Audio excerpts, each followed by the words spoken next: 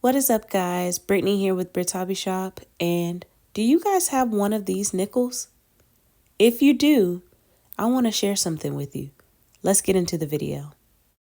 Okay, guys, so if you have a nickel that is from the year 1958 or 1959 and it is from the Philadelphia Mint, you potentially could have a Black Beauty Jefferson nickel.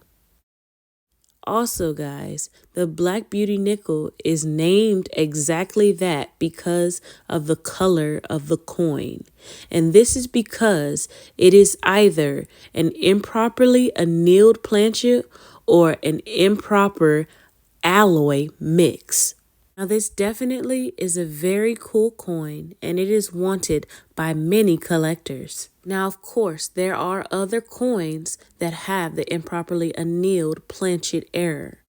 However, the 1958 and the 1959 Jefferson nickels are the only ones designated as the Black Beauty coins.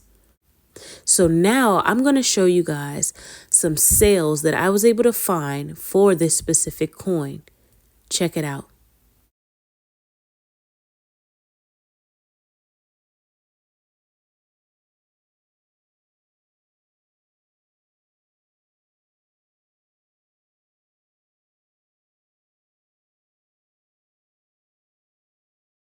And so, of course, guys, you want to make sure that your coin is actually the Black Beauty coin before you get it graded.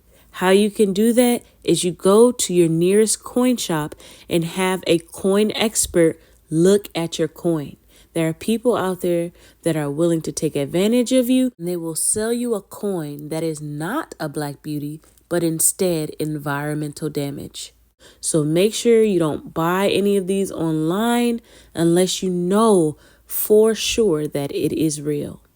But all right, guys, I hope you enjoyed this video. Don't forget to like, comment, subscribe, share this video, and I'll see you guys next time. Peace.